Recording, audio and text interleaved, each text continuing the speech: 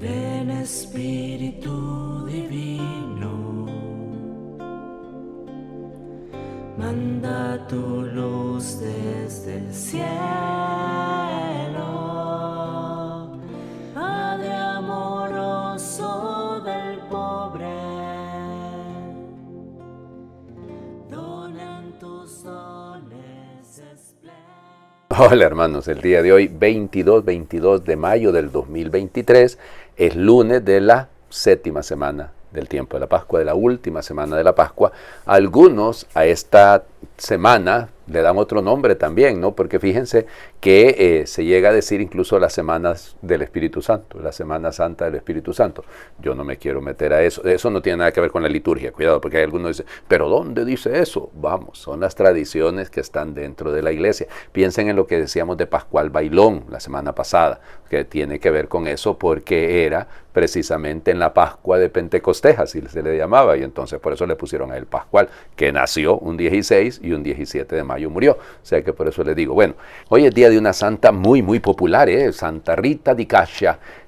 Bueno, se llamaba Margherita Lotti, y lo de Rita viene probablemente de la abreviación de Margherita, ¿no? Era de una familia muy modesta, nació en Roccaporena, in Cascia, en la provincia de Cascia, un 22 de mayo de 1381 y va a morir un 22 de mayo de 1457. Bueno, así es el asunto. Bueno, el tema es que ella, fíjense, hay un montón de milagros que se cuentan en el momento de su nacimiento. Era una niña pues recién nacida y un montón de abejas blancas empezaron a circular alrededor de ella y pasaban por su boca y le dejaban miel. Intentaron espantarlas, hubo un hombre que intentó espantar a las abejas, ¿no? Y él tenía el brazo dañado y pasándolo por cerca de la niña se curó.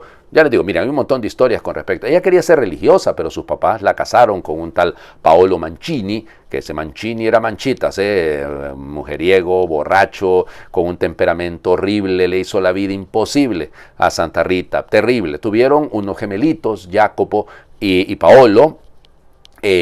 Bueno, él en un momento cayó muy enfermo y estando por morir, se da cuenta de todo el daño que le había hecho a Rita, se arrepiente y logra cambiar de vida. Solo que más adelante, por la vida que él llevaba, él era el guardia, el vigía, digamos, en Roccaporena. Y entonces, claro, se había hecho muchos enemigos.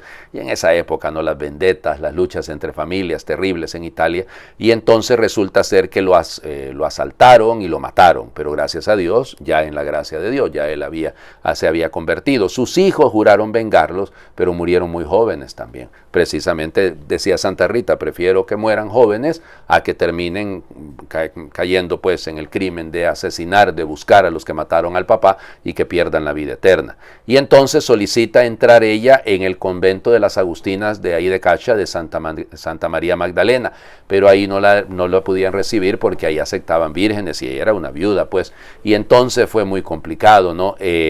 Ya les digo, ella tiene una visión muy bonita porque ella quería ser religiosa y entonces tiene una visión en la que se le aparecen precisamente San Agustín y la llevan a lo alto de un cerro y le dicen tírate y voló hasta llegar al convento y de repente apareció en el convento adentro y las hermanas se preguntaban, ¿qué pasó? ¿Cómo es que estás aquí? ¿Y por quién te dio la entrada? Y entonces ella contó lo que había pasado, entonces ya la recibieron. Bueno, para no hacerles larga la historia, ¿no? Devotísima de las sagradas formas, de la Eucaristía. Fíjense que hacía ella, así le dice la gente, ¿no? Pero hacía 3 cuaresmas al año. O sea que durante 40 días, 3 veces al año, ayunaba a pan y agua. Y su meditación sobre la pasión de Cristo era extraordinaria, ¿no? Escuchando predicar a un santo para el Viernes Santo, ella fue y le pidió al crucificado que le hiciera sentir algo de su dolor y entonces uno de los estigmas lo tuvo en la frente, una espina que se la lograron arrancar, pero el estigma permaneció y aquella cosa supuraba, era un hedor que ustedes no tienen idea, nadie podía estar cerca de ella. Dicen que solo en una ocasión el Señor le quitó eso cuando fue de peregrina a Roma y entonces ahí desapareció el estigma durante un tiempo, pero volvió cuando regresó al convento. Y ya les digo, y ella pues se dedicó a la oración, a la meditación, se dedicó a pedir por todo el mundo, no era así, era una época complicadísima sin duda. Estamos en la época del cisma de Occidente y ya les digo, pero con una fe, con una devoción extraordinaria. cuando ya iba a morir se enfermó gravemente y entonces ella, hay varios milagros, por eso se le representa a veces con rosa cerca, porque en el mero invierno ella pidió que le trajeran una rosa. Y la prima, que era la que la había llegado a visitar, dice, ¿cuáles rosas? Y aquí no hay nada. Pero salió confiando y encontró una rosa que había florecido precisamente ahí en medio de toda la nieve, digamos, y se la llevó a ella. Y hay otro milagro, creo que con unos higos, que ella pidió en una época en la que no se dan. Ya les di. Cuando murió, pues el estigma desapareció y el olor del cuerpo era un olor de rosas, pero súper extraordinario. Y los milagros, Dios mío, cuál cantidad de milagros. Porque ella es, llamémosle así, la protectora, la que intercede en las causas difíciles y en los matrimonios en conflicto. Pues si le tocó aguantar a un Paolo Mancini, hay mujeres que aguantan a unos Paolos por ahí y hay algunos Paolos que aguantan a unas Paulinas. Entonces hay que pedir mucho y hay que invocarla. Como les digo, ella muere un 22 de mayo de 1457 y fue beatificada en 1627 y canonizada en 1900. Sí, fue el Papa León XIII el que la canonizó, pero muy popular, muy popular. Bueno, vamos a las lecturas del día de hoy. Seguimos siempre en el libro de los Hechos de los Apóstoles. Pónganle cuidado a esto, pónganle mucho cuidado. Hechos de los Apóstoles, capítulo 19, versículos del 1 al 8. En aquellos días, mientras Apolo estaba en Corinto, Pablo atravesó las regiones altas de Galacia y Frigia y bajó a Éfeso. Encontró allí a unos discípulos y les preguntó, ¿han recibido el Espíritu Santo cuando abrazaron la fe? Ellos respondieron, ni siquiera hemos oído decir que existe el Espíritu Santo. Pablo replicó, ¿entonces qué bautismo han recibido? Ellos respondieron, el bautismo de Juan. Pablo les dijo, Juan bautizó con un bautismo de arrepentimiento, pero advirtiendo al pueblo que debían creer en aquel que vendría después de él, esto es, en Jesús.